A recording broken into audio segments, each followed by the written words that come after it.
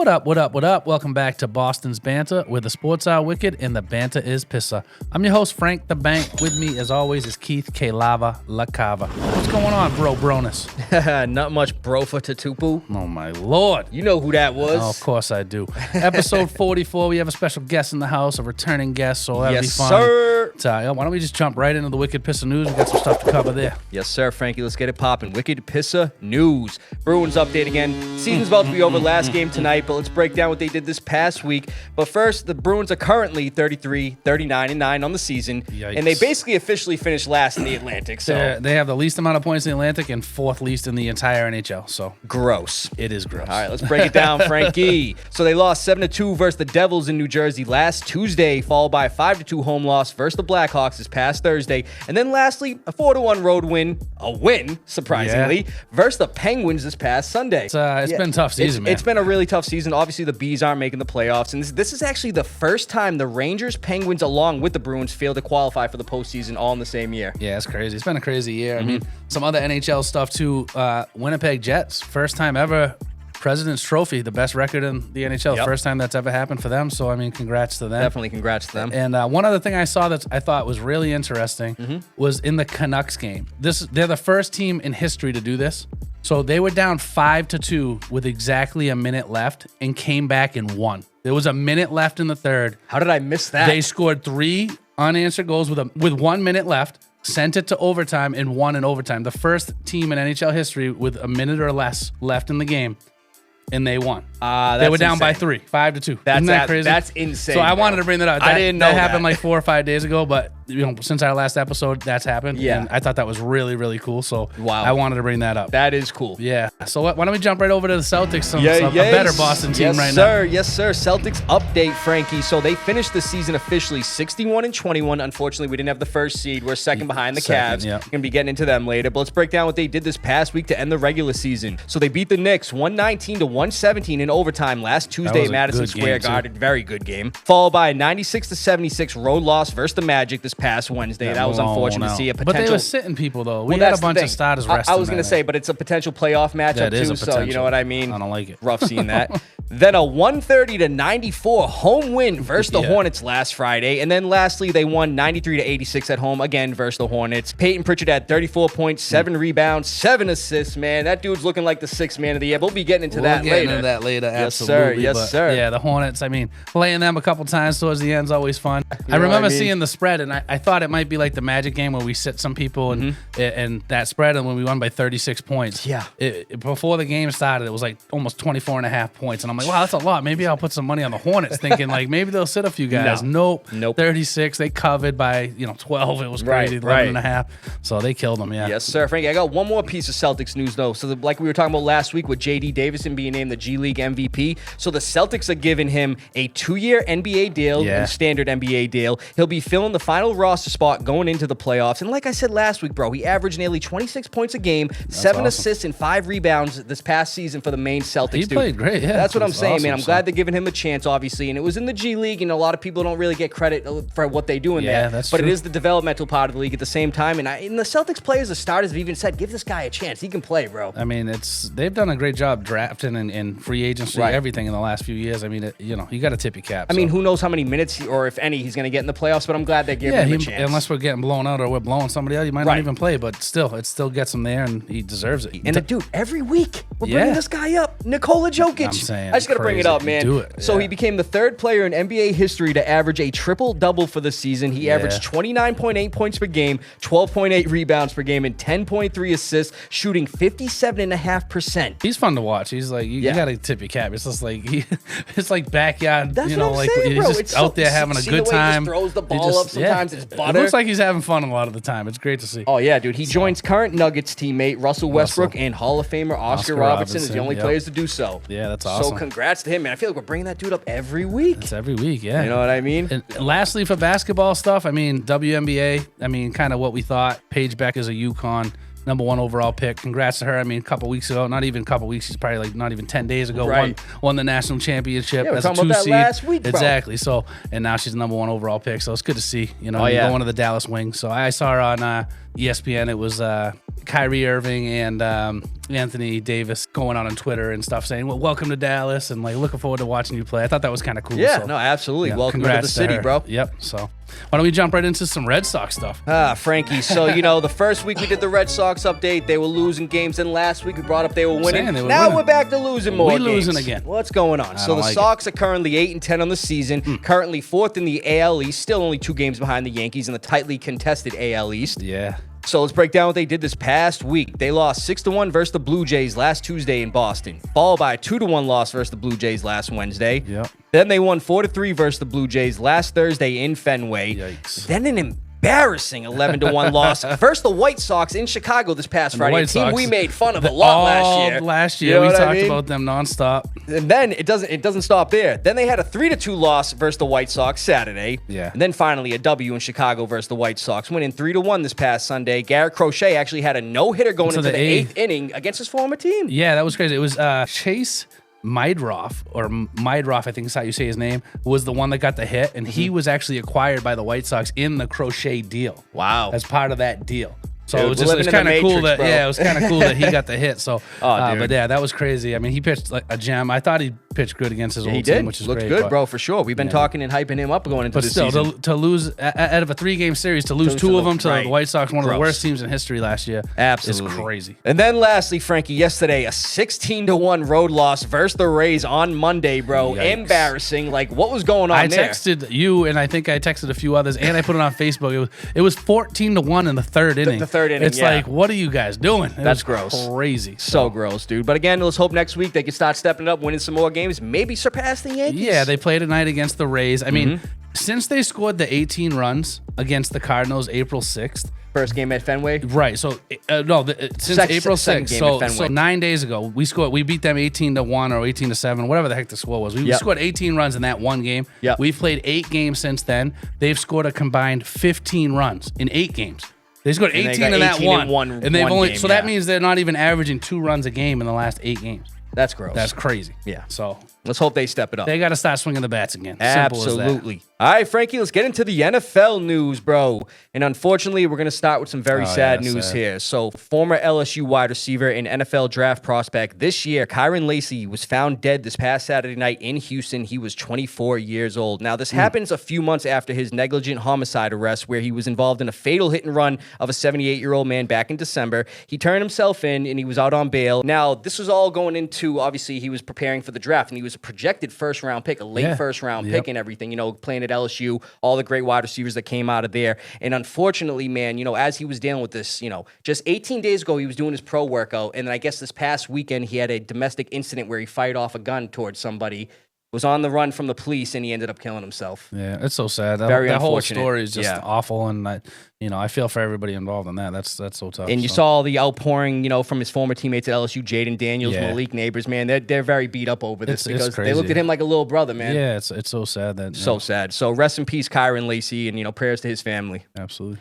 And Frankie, we got 2 more retirements this week, so let's get into it. So 8-time Pro Bowl cornerback Patrick Peterson to retire after 13 seasons in the NFL. Spent his first 10 seasons with the Cardinals after being the 5th overall pick in the 2011 draft out of LSU. He finished his career with 36 INTs, 122 pass deflections, 12 fumble recoveries, and dude, he's good on the return game too. Yeah, he 1,891 return yards to go along 6 return touchdowns, bro. Yeah.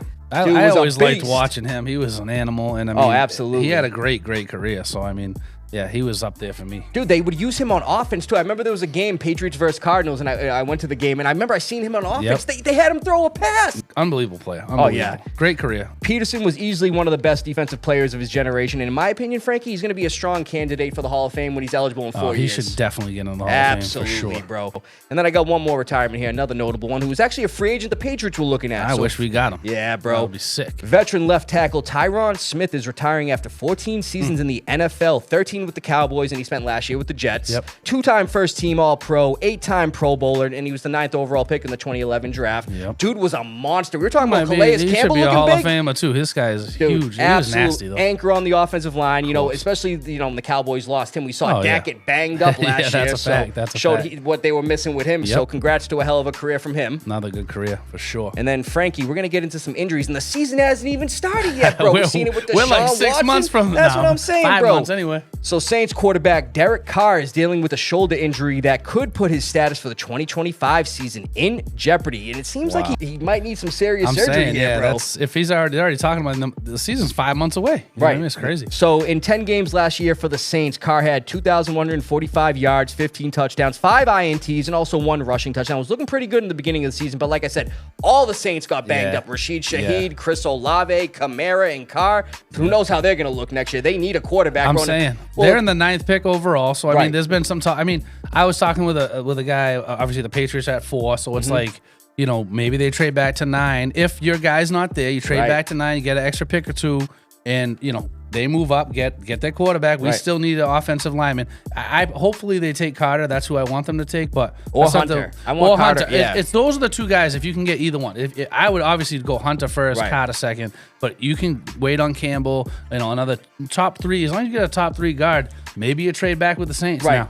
But I want to bring it up. You make a good point. They need a quarterback because other than him on their roster, they got Spencer Rattler, Jake Hayner, and Ben DiNucci. Yeah, no, none of those guys. Yeah, bro, they ain't gonna do it. They ain't doing it. So we'll see what's happening, bro. But let's get into the free agency / trades this past week, Frankie. And I'm gonna start calling you Frank Stradamus. Thank you. I'm gonna hold on. Yeah, bro, you called another one. It was actually, dude, I didn't see him going back there, but let's break it down real quick. So the Browns signed quarterback Joe Flacco to a 1-year, $4 million deal, and that could actually hit $13 million in incentives. Wow. Flacco returns to Cleveland, where he won the NFL's Comeback Player of the Year award in 2023, led them into the playoffs, obviously one and done versus the Texans. But he spoke with the Steelers and Vikings, but he decided to spend his 18th season in Cleveland. They need a quarterback, that's one of my predictions. So, I mean, I thought well, you know what I like, though, is you made that prediction before Deshaun Watson got hurt. That's a fact. That's before he got hurt. Frank Stradamus. Damn right. That's all I do. And then, Frankie, we did have one notable extension I want to bring up here. So the Bears signed cornerback Kyler Gordon to a 3-year, $40 million extension. You know, it doesn't sound like a huge deal, but that actually makes him the highest paid slot corner in the NFL at along with $31.25 million guaranteed. Yeah, I saw that. That's so, good. I mean, he played good for them, and obviously they got Jalen Johnson on the outside, so they're trying to lock down their secondary. Bears did a lot this offseason. I feel like they're poised to do something. Shirt up the offensive line. They brought in some more guys on defense. I mean, hired a new head coach. I mean, that's what I'm saying. They just got to bring in Nick Chubb so I can get some of those predictions right, bro. There you go. Good stuff, Frankie. Thanks, brother. So that's all we got for the Wicked Pissah news. Let's jump into the Foxborough Focus. Here we are, Frankie. Foxborough Focus. We got some good news here. For the Patriots, wasn't any signings or anything like that, but we got 3 finalists for the Patriots Hall of Fame this year. Let's break it down. Let's hear it. We're going to start with kicker Adam Vinatieri, 4-time Super Bowl champ, 3 with the Pats, of course. Part of the Patriots all-90s and 2000s teams. He was also part of the Patriots' 50th anniversary team and their all-dynasty team. He holds numerous kicker records, including most career points scored with 2,673. And you can't mention any start to the Patriots' success without bringing up this guy. Yeah, I love Especially that first Super Bowl run, the Raiders kick. I have a big picture autograph with the bench seat from the old Foxborough Stadium, sick. right? That's sick. And it's signed by Vinatieri, and he inscribed it, and it says last points Foxborough. That's what he wrote on it. Yeah, because those are the last points ever scored Overtime. at Foxborough. That's right. Or in that Raiders game that you're talking about, the snow game. I'm saying I'm doing it right now, You know what I mean, bro? So, yeah, unreal. Great so career. many clutch kicks, man. But, dude, you, like I said, you can't talk about the Patriots' success without bringing him up. Yep. And then we're going to bring up wide receiver Julian Edelman. Love it. 3-time Super Bowl champ, Super Bowl 53 MVP. He spent his entire 12-year career with the Patriots after being a 7th-round quarterback draft pick out of Kent State. Who would have thought, bro? You know what I mean? Part of the Patriots all-2010s team and part of the Patriots all-dynasty team. 620 receptions, 6,822 receiving yards, 36 touchdowns, and 2,612 return yards, and an additional 4 return touchdowns. Insane. Yes, sir. He even threw some touchdowns out there. He did. I was at the playoff game when the he Ravens? threw that nice Ravens stuff. Yes, oh my sir. gosh, he was going Yes, crazy. sir. He was a very smart player, but he worked his off. You know what I mean? Simple as he got there by doing what you got to do. And when he got there, dude, Wes Welker was still there, so he wasn't a shoo-in to be our slot guy. He had to work his way up, bro. Absolutely. And then lastly, bro, this guy was a beast. Guard Logan Mankins. Yeah. 7-time Pro Bowler, mainly with the Patriots. He spent the 2 final seasons of his career with the Bucks. First-round pick to the Pats in 2005 out of Fresno State. Never won a Super Bowl with us, unfortunately, which is surprising to me. I mean, he played in a few with us, but he never won. We traded him the offseason in 2014. Of course, we beat the Seahawks that year. We traded him to the Bucks that offseason, and he was part of the NFL's 2010s All-Decade team, bro. Guy was six All Pros. Yes, sir. Actually, Belichick came out and said that Mankins was the best guard he had ever coached. So, I mean, that's high praise from the best coach in history or one of the best coaches. All the linemen he's coached? Yeah, so he said he's the best guy he ever coached. Wow. So that's high praise for him. Absolutely. So. But, Frankie, that's going to be one. These are just the finals. There's only going to be one going in. So, who do you think could it be? I mean, obviously, they're all surefire, obviously. At some point, they should all be in there. Oh, for sure. I like Vinatieri, but I know Logan last year was a finalist too and didn't get picked. So I'm actually going to go with a little bit more of a long shot. I'm going to take Mankins this year. I think Vinatieri might be next year. Yeah, no, that's actually a good point. That's my prediction. And, neither one of us are mentioning Edelman. So I'm actually going to go with Vinatieri. I like it. Edelman's going to get in too at some point, but eventually. He's like the youngest in terms of like when he retired. So he's been retired the least amount of years. So I think they're going to give it to one of the guys. Vinatieri or Mankins. Yeah, so I mean, I think it's Vinatieri or Mankins this year. And again, Mankins was a final 3 last year too. So he almost got it. And then with Vinatieri, like I was talking about, man, you look at anything with the Patriots Super Bowls, it shows that kick, bro. He's like, I mean, back-to-back Super Bowls, bro, with that they played and not back-to-back wins. He's ended the games a couple times for us. So it's like, we'll see what happens, Frankie. Yep. Let's jump into the lava round. We got a special guest returning, our basketball guru. Yay. Craig Level Up Elwood is back in the house. Here he is. Let's welcome Craig. Come on in, man. Thanks, Craig, for coming back, bro. We got the end of the NBA season like we were talking about, Frankie, so let's get into it with this live round. We're going to do some NBA award predictions with our boy Craig, and at the end, we're going to do the play-in predictions as well. I like it. Let's do it. So let's start off, and we're going to start with Coach of the Year. And Craig, since you're the guest, we're going to ask you first. Who do you think's going to be Coach of the Year? I don't know. I like Michael Malone. Michael Malone! That's I like it! Yeah, right. That guy ain't winning nothing this year. I love that. He's all done, so I'm going with Kenny Atkinson from the Cavs. I think it's an easy pick. Oh, absolutely. I'm actually taking Kenny Atkinson as well. First year as the Cavs head coach, led them to a #1 seed in the East in a position they practically had all season, finishing with a 64-18 record.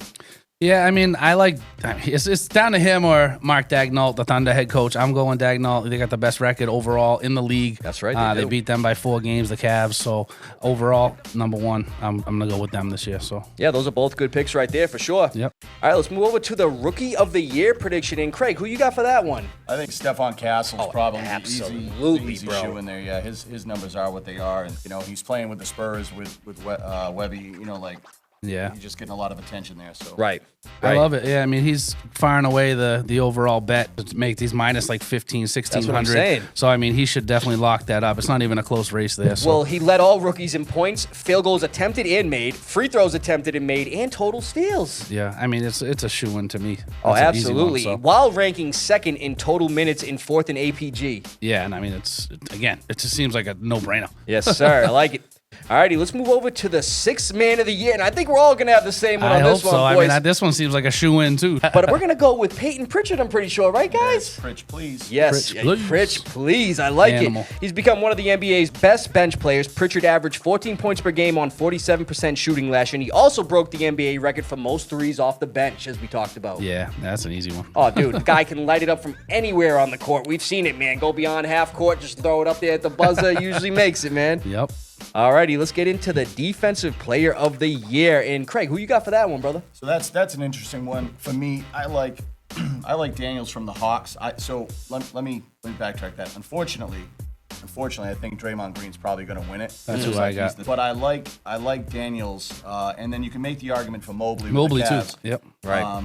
But I also think Daniels has an opportunity to win other awards. So I think he might, they might omit him there. And unfortunately, because I cannot stand the guy. Thank you, Craig. Thank you, Craig. A lot of people don't like him. I can't stand Draymond, bro. Makes me sick. Oh, dude. But Frankie, who you got? I got Draymond. I mean, once Wemby went down, I mean, I thought it was going to be Wemby. He was playing. Dude. They always like blocks. I mean, you look at Camby back in the day and stuff. Right. You're leading the league in blocks by like almost double everybody else. You usually get it. But now that Wemby's been out for as long as he's been out, dude, I mean, I think it's Draymond. Unfortunately. But you know who I'm going to go with? I'm going to go with Cavs big man Evan Mobley. Impressive season on the defensive end, currently averaging 7 defensive rebounds a game and 1.6 blocks per game, too. Talking about blocks over here and everything, bro. So either one of those guys. And then the big award here. MVP. Craig, break it down for us. So I think it's SGA. It's very hard to argue that. Right, You know, right. I just I think agree. it is what it is with him. Oh, absolutely. And he's on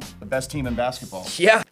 It's hard to argue that, I think. No, not at all. You can't argue that, bro. Averaged Yeah. 32.7 points per game last year. Finished as the league's leading scorer, over 50% field goal percentage. And listen to this. He led the NBA in 50, 40, 30, and 20-point games. Oh yeah, he's who I have. I mean, 32.7 this year. That's crazy. A game, which is crazy. Best team, like Craig said, and it's kind of a slam dunk. Bro, you see what I did there? Yeah, I like Slam that, bro. dunk. And I was going to say this, like he said, the best record in the whole NBA, not just the Western Conference. Bro, they were 15 games ahead of the number 2 Rockets. It's a fact. And that just shows how good, obviously it's not just all him, but yeah, definitely MVP factor this year. Yep. He set the whole tone for the team everywhere on the court, on the offensive and defensive side. The guy's a monster, and I'm sure the Clippers wish they never traded him for I Paul agree. George. I agree. Morons. Alrighty, let's get into the play-in predictions, bro. One of these games, actually, the Celtics are going to be looking at it, so let's get into the Yeah, predictions and see whoever what we wins think. this first game. Alrighty, so Hawks at Magic. What you guys thinking? I like the Magic in that game. Me too. Me too. I don't think the Hawks are as good as. I agree. I mean, Yeah. It's just for me.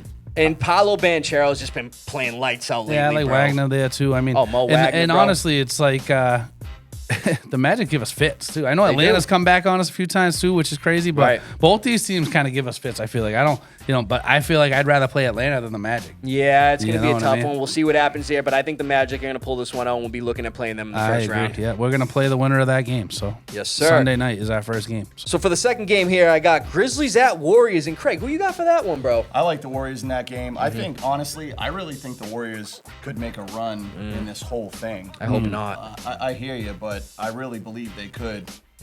They've been surging at the right time this year, too. Yeah, they certainly have. And on top of that, everybody likes the Thunder in the West, but I don't know. I mean, that not only do I think they'll win the playing game, I think they're going to make a run. I the mean, Warriors have been playing great. I was going to say, Steph Curry, it's Steph Curry, bro. He's always lights out and everything. And Buddy Hield's been a good compliment to him on that team Yeah, as and well. since they traded for Butler, I mean, once Jimmy's got there, it has. I mean, as much as we don't like Butler, he's actually done things. I know. To help that team a lot. Their But- record's been very good since he's played. Like you talked about it, though, when he got traded from the Heat to the Warriors, man, all the antics he did, and then the Warriors rewarded him with that contract, man. I'm just not a fan of Jimmy Butler anymore, bro. I'm not a fan either, but you got to tip your cap since they've been doing. But I'm not taking the Warriors. I'm taking the Grizzlies, Wow, bro. okay, all right. Yeah, I think Ja's Ja's gonna gonna go go out crazy, there, man. yeah. He's kind of been going crazy recently, dude. Oh, he's nasty. Ja's nasty. If Oh, he can yeah, keep bro. talk about antics, though. I mean, he's Yeah, got I the guess. antics. Yeah, the finger guns, bro.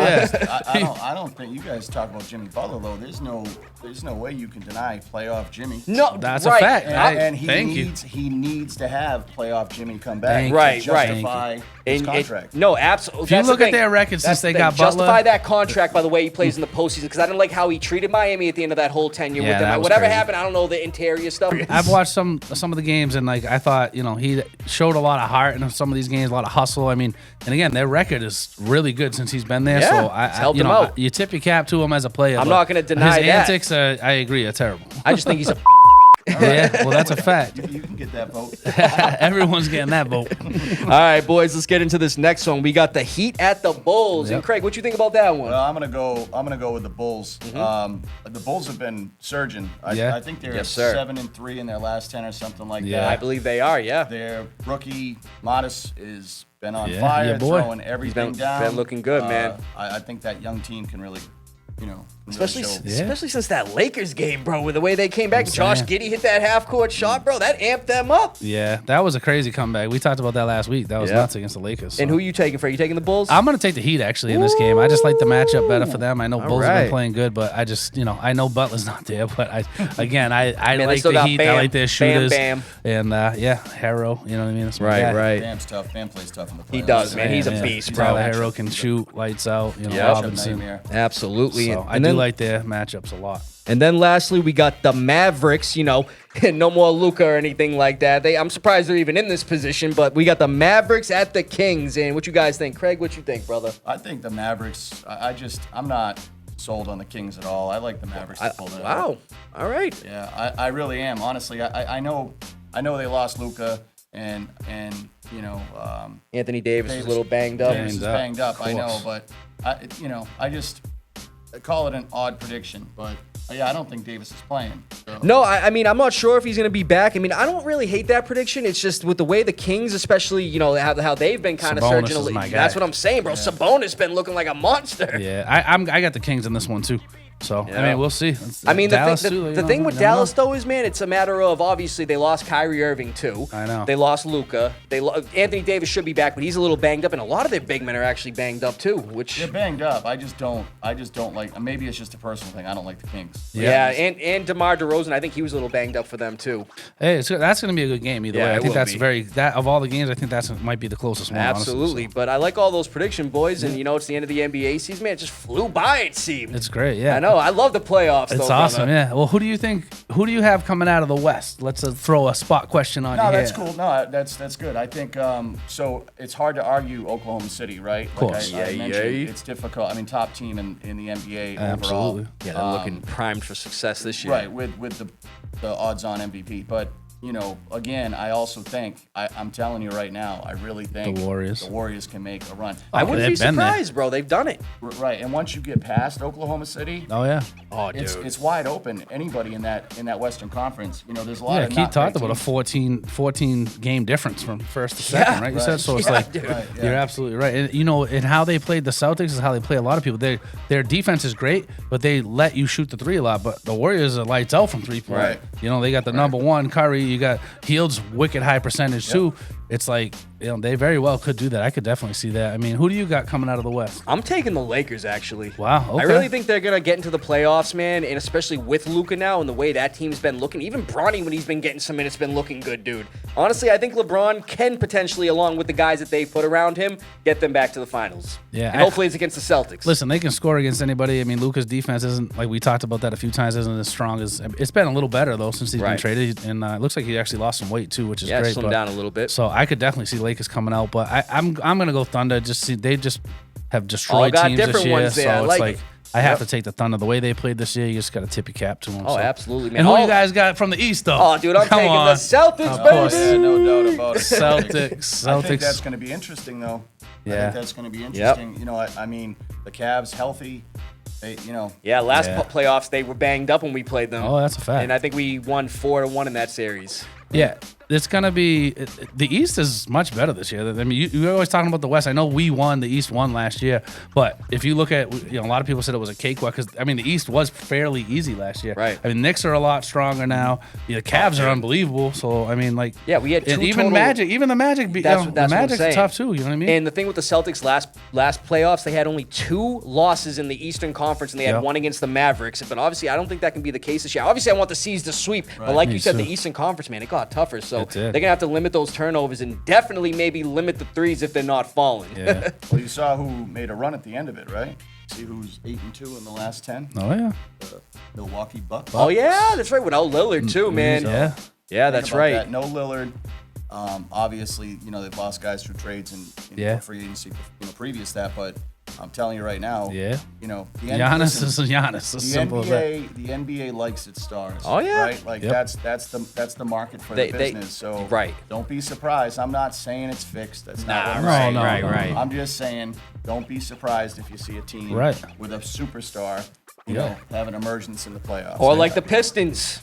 Yeah, another I don't team. see the Pistons getting all the way, but I at don't the end of the day, either. they're playing good ball. Though. Cade Cunningham has been leading them in the right direction. It was a team that used to suck, and now they're looking good. They actually what's been had going a on big with Detroit? turnaround. Actually, bro, I agree. The Lions, man, they're looking good. The Pistons are looking good. What's next? The Red Wings, bro. Oh my goodness! Yeah. What do you got for the championship? You guys all Celtics, we're all going baby. Celtics. Season.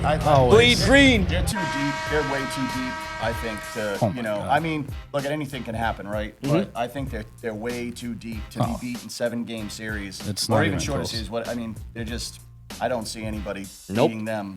In a 7-game series, bro, especially if we're healthy. And like I was talking about, man, especially Jaylen Brown with him coming back too, man, and going into this playoffs, limit the turnovers, shoot some good 3-pointers, man. Like he was just saying too, we're deep, man, especially on the bench. Top to bottom. And all that Top stuff. to bottom, there's no deeper team. Craig's absolutely right. Yeah, even beyond that, even beyond Pritchard. Like, I mean, you got Al Horford coming off the bench. Sam House is lights out. So, top 3 in percentage for threes all the time too. And you got Cornette. You know what I mean? Like you got, you're absolutely right. The whole thing.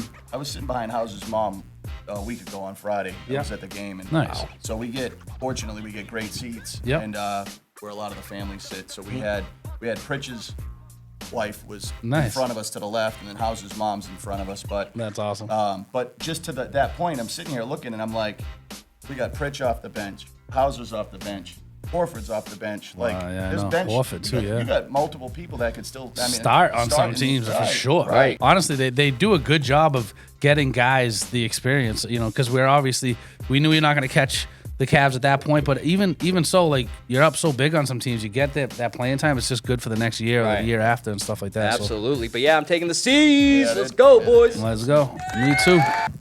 Good stuff, awesome, Craig. Thank you, Craig. You, man. Appreciate you coming on. So that was a great lava round. It was a great episode. I appreciate Craig coming on. And, hey, Frank, here we go again, man. Bro. It's getting dark in here, dude. Always getting all creepy, and I'm pretty sure your phone's gonna ring.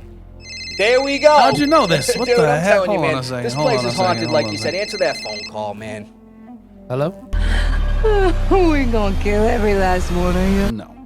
I didn't like what she had to say at all. What'd she say? What was that all about? Nah, that was scary. I don't like that at all. What's going on, Frankie? I know what this is. The new movie Sinners is coming out this weekend. Oh, yeah, it looks pretty great. good. Looks really good, Make sure actually. you check it out. Well, Zach, where'd you come from, dude? You all right, bro? You don't look all right. No, you don't.